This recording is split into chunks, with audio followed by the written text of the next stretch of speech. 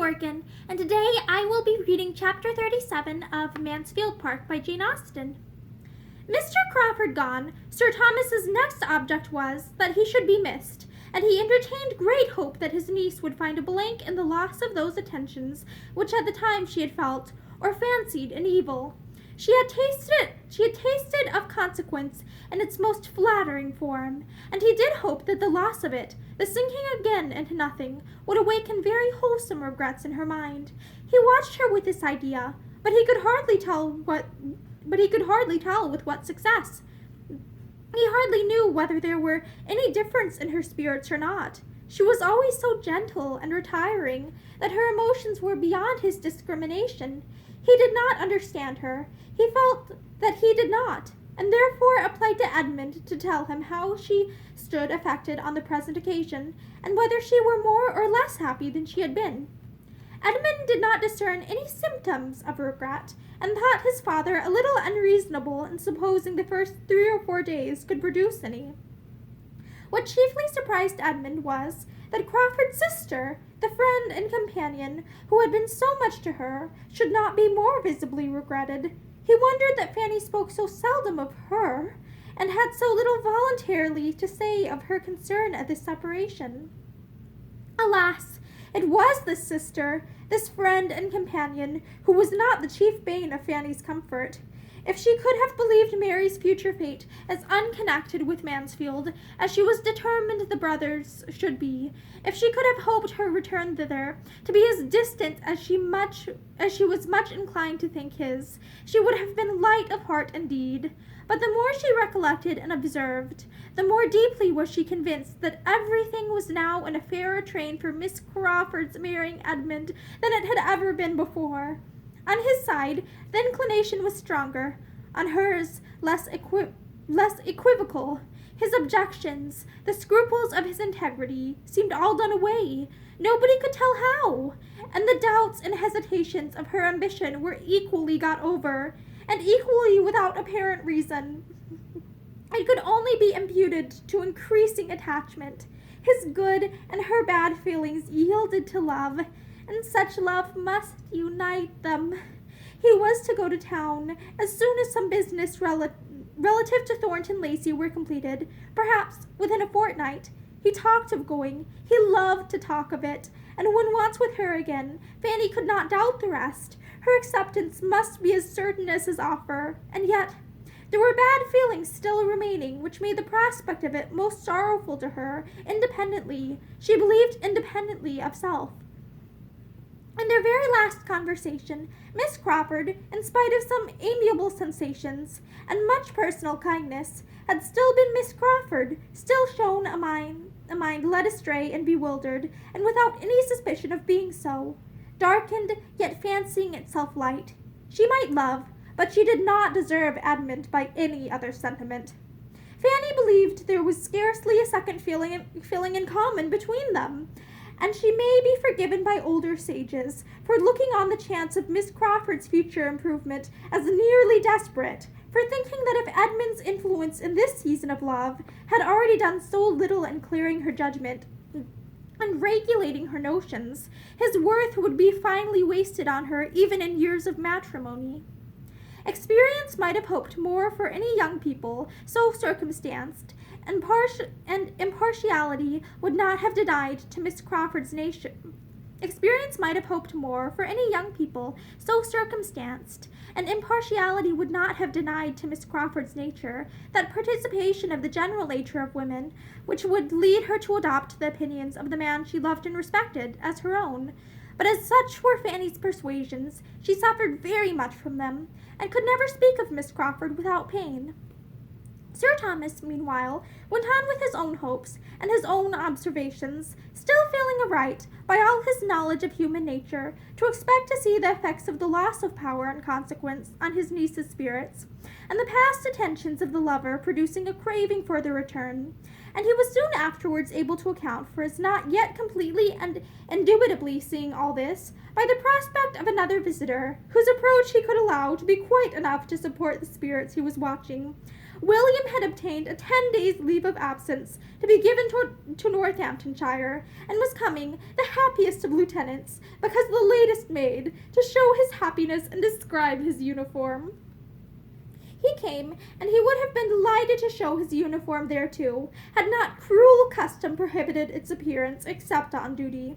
So the uniform remained at Portsmouth, and Edmund conjectured that before Fanny had any chance of seeing it, all its own freshness and all the freshness of its wearer's feelings must be worn away.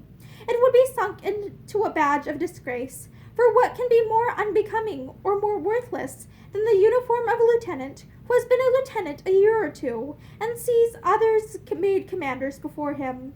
So reasoned Edmund, till his father made him the confidant of a scheme which placed Fanny's chance of seeing the second lieutenant of HMS Thrush in all his glory in another light. This scheme was that she should accompany her brother back to Portsmouth, and spend a little time with her own family. It had occurred to Sir Thomas, in one of his dignified musings, as a right and desirable measure, but before he absolutely made up his mind, he consulted his son. Edmund considered it every way, and saw nothing but what was right. The thing was good in itself, and could not be done at a better time, and he had no doubt of it being highly agreeable to Fanny. This was enough to determine Sir Thomas, and a decisive "then it shall be" closed the stage of the business, Sir Thomas retiring from it with some feelings of satisfaction, and views of good over and above what he had communicated to his son, for his prime motive in sending her away had very little to do with the propriety of her seeing her parents again, and nothing at all with any idea of making her happy. He certainly wished her to go willingly, but he as certainly wished her to be heartily sick of home before her visit ended, and that a little abstinence from the elegancies and luxuries of Mansfield Park would bring her mind into a sober state, and incline her to a juster estimate of the value of that home of greater permanence and equal comfort of which he had the offer. It was a medicinal project upon his niece's understanding, which he must consider as at present diseased. A residence of 8 or 9 years in the abode of wealth and plenty had a little disordered her powers of comparing and judging. Her father's house would, in all probability, teach her the value of a good income, and he trusted that she would be the wiser and happier woman all her life for the experiment he had devised.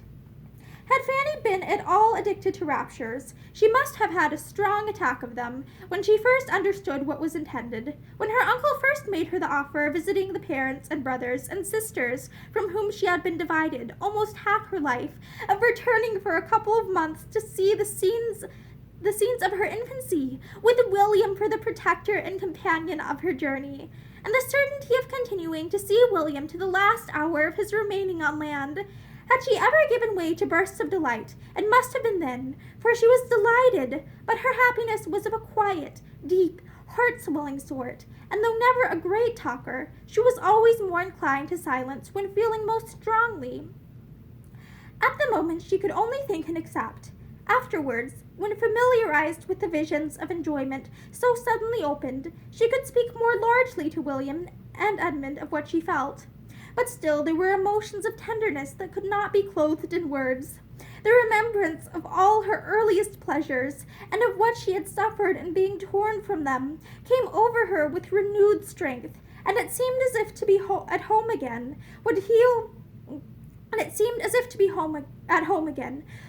every pain that had since grown out of the separation. To be in the center of such a circle, loved by so many, and more loved by all than she had ever been before, to feel affection without fear or restraint, to feel herself the equal of those who surrounded her, to be at peace from all mention of the Crawfords, safe from every look which could be fancied a reproach on their account. This was a prospect to be dwelt on with a fondness that could be but half acknowledged. Edmund, too, to be 2 months from him, and perhaps she might be allowed to make her absence 3, must do her good.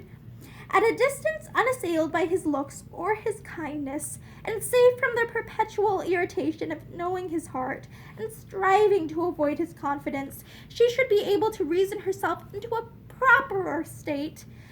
She should be able to think of him as in London, and arranging everything there, without wretchedness. What might have been hard to bear at Mansfield was to become a slight evil at Portsmouth.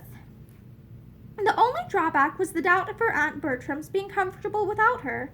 She was of use to no one else, but there she might be missed to a degree that she did not like to think of, and that part of the arrangement was, indeed, the hardest for Sir Thomas to accomplish, and what only he could have accomplished at all.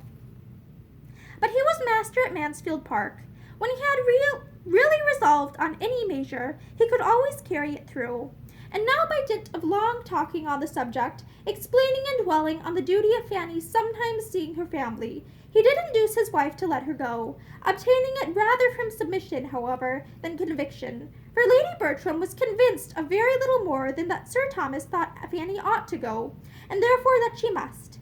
In the calmness of her own dressing-room, and the impartial flow of her own meditations, unbiased by his bewildering statements, she could not acknowledge any necessity for Fanny's ever going near her father and mother, who had done without her so long, while she was so useful to herself. And as to the not missing her, which under Mrs. Norris's discussion was the point attempted to be proved, she set herself very steadily against admitting any such thing. Sir Thomas had appealed to her reason, conscience, and dignity. He called it a sacrifice, and demanded it of her goodness and self-command as such. But Mrs. Norris wanted to persuade her that Fanny could be very well spared, she being ready to give up all her own time to hers requested, and in short, could not really be wanted or missed. "That may be, sister," was all Lady Bertram's reply. "I dare say you are very right, but I am sure I shall miss her very much." The next step was to communicate with Portsmouth. Fanny wrote to offer herself, and her mother's answer, though short, was so kind. A few simple lines expressed so natural and motherly a joy in the prospect of seeing her child again, as to confirm all the daughter's views of happiness in being with her, convincing her that she should now find a warm and affectionate friend in the mamma, who had certainly shown no remarkable fondness for her formerly. But this she could easily suppose to have been her own fault, or her own fancy. She had probably alienated love by the helplessness and fretfulness of a fearful temper, or been unreasonable in wanting a larger share than any one among so many could deserve. Now, when she knew better how to be useful and how to forbear, and when her mother could be no longer occupied by the incessant demands of a house full of little children, there would be leisure and inclination for every comfort, and they should soon be what mother and daughter ought to be to each other. William was almost as happy in the plan as his sister. It would be the greatest pleasure to him to have her there to the last moment before he sailed, and perhaps find her there still when he came in from his first cruise. And besides, he wanted her so very much to see the Thrush before she went out of harbor. The Thrush was certainly the finest sloop in the service, and there were several improvements in the dockyard too, which he quite longed to show her. He did not scruple to add that her being at home for a while would be a great advantage to everybody. "I do not know how it is," said he, "but we seem to want some of your nice ways and orderliness at my father's. The house is always in confusion. You will set things going in a better way, I am sure. You will tell my mother how it all ought to be, and you will be so useful to Susan, and you will teach Betsy, and make the boys love and mind you. How right and comfortable it will all be." By the time Mrs. Price's answer arrived, there remained but a very few days more to be spent at Mansfield, and for part of one of those days the young travelers were in a good deal of alarm on the subject of their journey, for when the mode of it came to be talked of, and Mrs. Norris found that all her anxiety to save her brother-in-law's money was vain, and that in spite of her wishes and hints for a less expensive conveyance of Fanny, they were to travel post. When she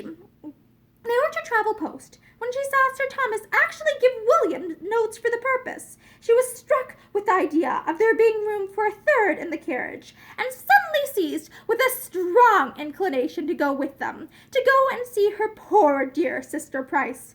She proclaimed her thoughts. She must say that she had more than half a mind to go with the young people. It would be such an indulgence to her. She had not seen her poor dear sister Price for more than 20 years, and it would be a help to the young people in their journey to have her older head to manage for them. And she could not help thinking her poor dear sister Price would feel it very unkind of her not to come by such an opportunity. William and Fanny were horror-struck at the idea. All the comfort of their comfortable journey would be destroyed at once. With woeful countenances they looked at each other. Their suspense lasted an hour or two. No one interfered to encourage or dissuade. Mrs. Norris was left to settle the matter by herself, and it ended to the infinite joy of her nephew and niece, in the recollection that she could not possibly be spared from Mansfield Park at present, that she was a great deal too necessary to Sir Thomas and Lady Bertram for her to be able to answer it to herself to leave them even for a week, and therefore must certainly sacrifice every other pleasure to that of being useful to them. It had, in fact, occurred to her that, though taken to Portsmouth for nothing, it would be hardly possible for her to avoid paying her own expenses back again.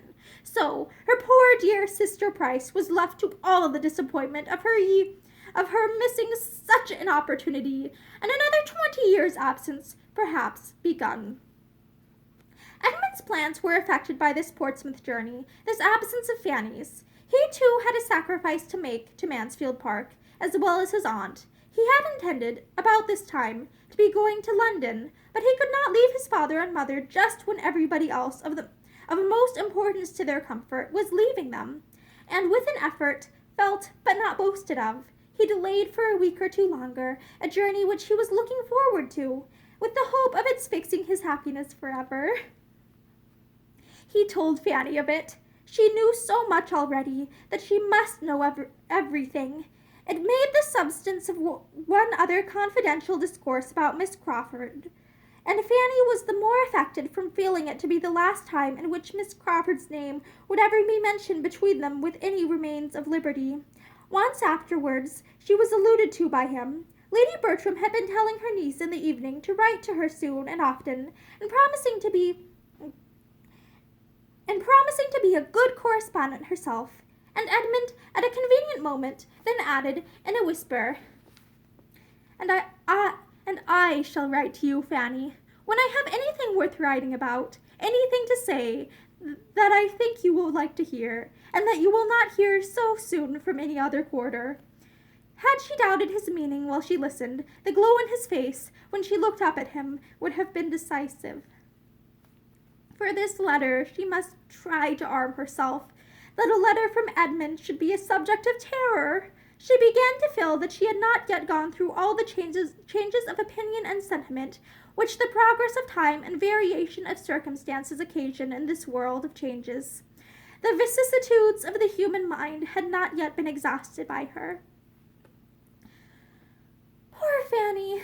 Though going, as she did, willingly and eagerly, the last evening at Mansfield Park must still be wretchedness. Her heart was completely sad at parting. She had tears for every room in the house, much more for every beloved inhabitant. She clung to her aunt, because she would miss her. She kissed the hand of her uncle with struggling sobs, because she had displeased him. And as for Edmund, she could neither speak, nor look, nor think when the last moment came with him, and it was not till it was over that she knew he was giving her the affectionate farewell of a brother. All this passed overnight, for the journey was to begin very early in the morning, and when the small, diminished party met at breakfast, William and Fanny were talked of as already advanced one stage. And that is the end of chapter 37. Thank you, and have a great day.